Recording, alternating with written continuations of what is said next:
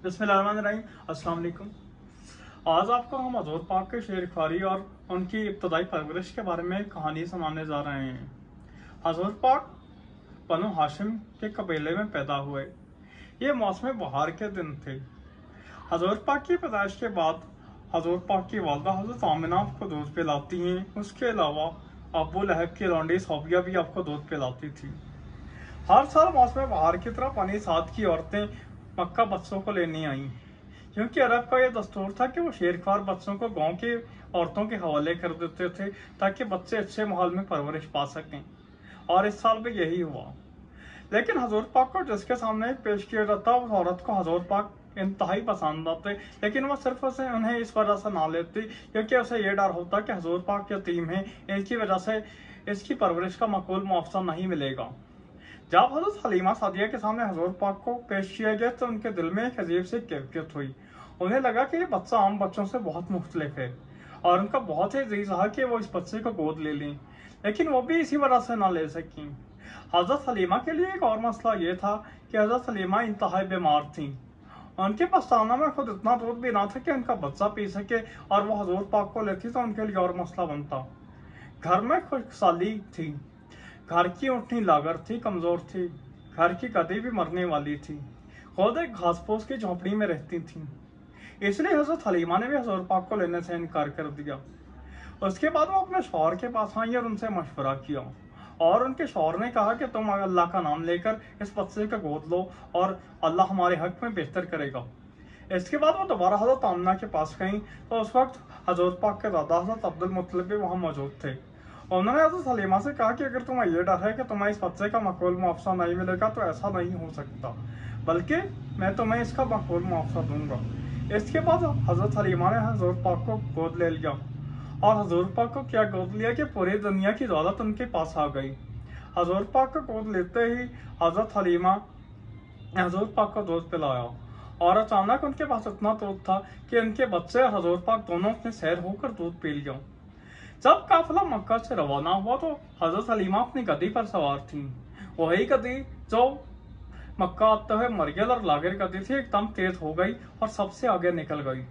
हजरत हलीमा की सहेलियों ने पूछा कि ए हलीमा बिनते अबी ज़ुहैब, हम पर रहम करो, क्या ये वही गद्दी है जिस पर तुम आई थी? ये तो कुछ और ही लग रहा है। उन्होंने कहा बेशक ये वही गद्दी है। उनकी सहेलियों ने कहा इसकी तो शान ही अलग है। उन सहेलियों को नहीं मालूम था अगर से गधी तो वही थी, लेकिन गधी का सवार बदल गया था और जब सवार बदल जाए तो सब कुछ ही बदल जाता है।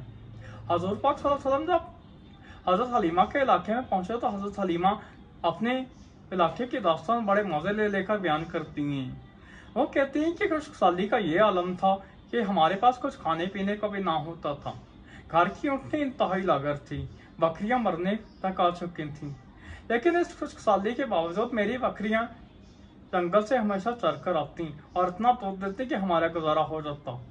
घर की ऊँटनी ने अचानक इतना दूध देना शुरू कर दिया कि वो तो क्या बल्कि पूरा का पूरा खानदान दूध पीने लग गया। और इस तरह हजूर पाक सल्लल्लाहु अलैहि वसल्लम ने इस पुरसकून माहौल में पहले 2 साल गुजारे। जब हजूर पाक की उम्र 2 साल हो गई तो आपको हजरत हलीमा दोबारा मक्का लेकर आई और हजरत आमना से मिलवाया। उसके बाद आपने इसरार किया कि हजूर पाक को कुछ देर और मेरे पास रह लेने दिया जाए, क्योंकि इस बच्चे की वजह से मेरे घर में बहुत सी रहमतें आई हैं। हजरत आमना इस बात पर राजी हो गई और हजरत हलीमा हजूर पाक को लेकर दोबारा अपने कबीले वापस चली गई। हजूर पाक ने वहाँ 2 साल और गुजारे। शख्स सदर मक्का वापसी। एक बार हजूर पाक सल्लल्लाहु अलैहि वसल्लम बच्चों के साथ खेल रहे थे कि अचानक क्या देखा कि एक शख्स आता है और उसने हजूर पाक सल्लल्लाहु अलैहि वसल्लम को लिटाया और उनका सीना चाक कर दिया। बच्चे वहां से भाग गए और हजरत हलीमा को जाकर बताया कि मोहम्मद कत्ल कर दिए गए हैं। वो असल में हजरत जिब्राइल अलैहिस्सलाम थे। उन्होंने हजूर पाक सल्लल्लाहु अलैहि वसल्लम को लिटाया और उनका सीना चाक किया, फिर तिल निकाल कर उस पर एक गोश्त का लोथड़ा अलग किया और कहा यह शैतान का हिस्सा है, इसको फेंक देते हैं। उसके बाद उस तिल को सोने के तश्त में आबे ज़मज़म से धोकर दोबारा अपनी जगह पर रख दिया। जब हजरत हलीमा वहां पहुंची तो हजूर पाक सल्लल्लाहु अलैहि वसल्लम उसी तरह लेटे हुए थे और हजूर पाक सल्लल्लाहु अलैहि वसल्लम ने सारा का सारा वाकया हजरत हलीमा को सुनाया। हजरत हलीमा डर जाती हैं और हजूर पाक को मक्का वापस लेकर आती हैं। हजरत आमना के पास लाती हैं और हजरत आमना अचानक वापस लाने की वजह पूछती हैं तो वो नहीं बताती आखिर हजरत आमना के इसरार करने पर वह तमाम के तमाम वजह बता देती हैं।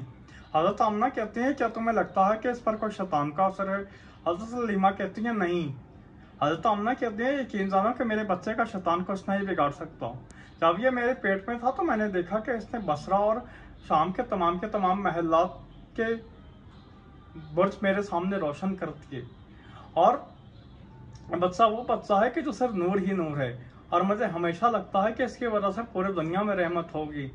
जान लो कि मेरे बच्चे का शैतान कुछ नहीं बिगाड़ सकता। अगर आपको हमारे चैनल पर दिखाई जाने वीडियोस पसंद आती है तो आपसे गुजारिश है हमारे चैनल को सब्सक्राइब करें। शुक्रिया।